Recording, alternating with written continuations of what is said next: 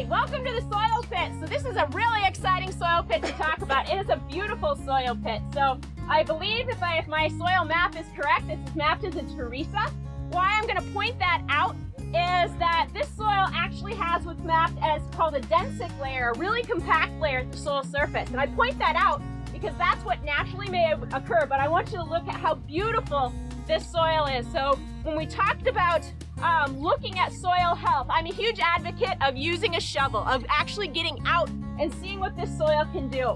So what is the first thing you notice about this soil? Nice dark color. So Steve is really excited about that dark color, and so am I, right? What I was really excited about, Steve, is how deep that color goes. So what's really impressive about this soil is how deep and how dark it is. Also, what's impressive about this soil, so you learned about all these amazing innovative practices, and I want to show you what they're having on this soil. If I was a plant root, if I was a soil microbe, if I was an earthworm, when I dig down through that soil, I want to see it what's called friable, soft, and easy to move through. If I was a root, if I was a microbe, if I was a worm, this is a beautiful place for me to live. It's easy for me to live here. And this soil is absolutely beautiful.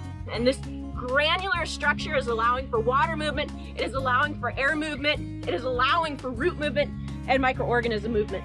When we think about agriculture production, this is the gold standard of what we want our soils to look like.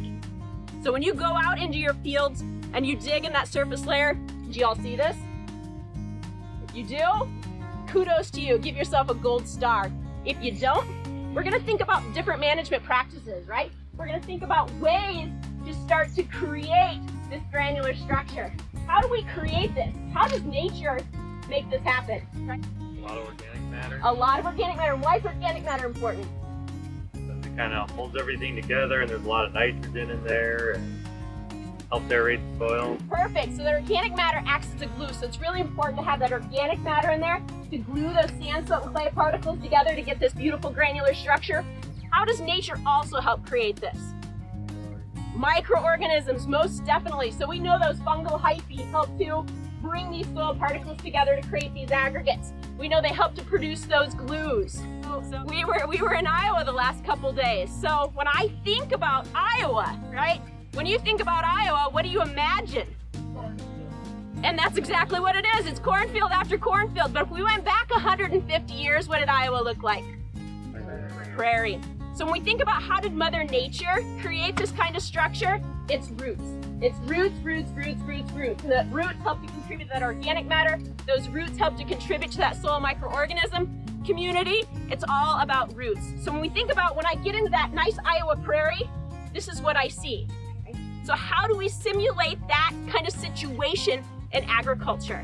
It's by always having roots in the system. This is why I get so excited when I pulled in today looking at a wheat field that has a multi-species cover crop mix in there. Tons of roots. And y'all can't see it back there unless you have super duper eyes.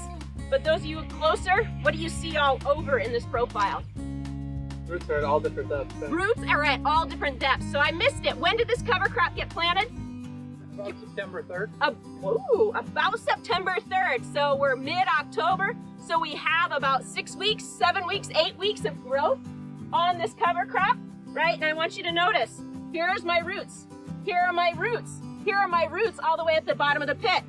I see them at least for 5 feet into the ground. So a month and a half of growth, I get 4 to 5 feet of root growth, right? That's providing organic matter, which is providing habitat and food for those microorganisms. So when we look at agricultural production, how do we get our beautiful soils to function like they would have naturally, like under that natural system, that prairie or that forest that it might have been? Roots. Reducing tillage, right? That prairie that I just came from, it wasn't tilled. Buffalo roughed it up a little every once in a while, right? Earthworms would have moved it around, but tillage, no. So when we think about creating that system, that natural system, more like a natural system. Agriculture is not a natural system. We just have to face that fact. But we can simulate as close to nature as we can. And that is what this system is doing. And can you see that evidence? You betcha. Right? So we could do tests on this and get those numbers. That helps us to quantify the health of this soil. But when I quantify the health of the soil, this is what I do, right? This is what I do. I find these beautiful root systems. I find that biology. This is an absolute beautiful soil. I also want you to notice as we move down through this profile, I told you there was a densic layer here, a very dense, compact horizon. It was created when the glaciers were here. That glacier creates that compaction and impedes water movement. But what I want you to notice is look at how big these pore channels are. Look how deep those earthworms are going. Does it look like this soil is suffering from compaction in that lower subsurface? Are my roots getting down here? You betcha. And I just love this. Look at that. It just falls right off. What is the actual texture of this subsurface? I always hear people complain, oh, it's a heavy clay. Well, a heavy clay. You can't grow anything in a heavy clay. What is that? Can you say it a little louder? Clay. But say it like you said it the first time. It's clay. All right? It is not with that happy voice, was it? You didn't give me a happy voice when you said clay. For those of you who want to feel it over there. All right? It's clay. So when we think about creating this root system, using these agricultural systems that keep this soil covered over time, not only reducing soil erosion, but we help to re-aggregate or maintain the aggregation that we have in that subsurface.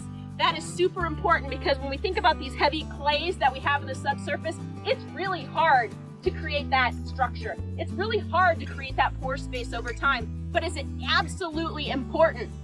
That surface aggregation is super important because if I compacted this clay, it would take a long time to recreate that pore space. But more importantly, in times of stress, why I have to have this aggregation not only at the soil surface, and again, really, really beautiful at the soil surface, I need to have this aggregation in the subsurface because it allows for water movement.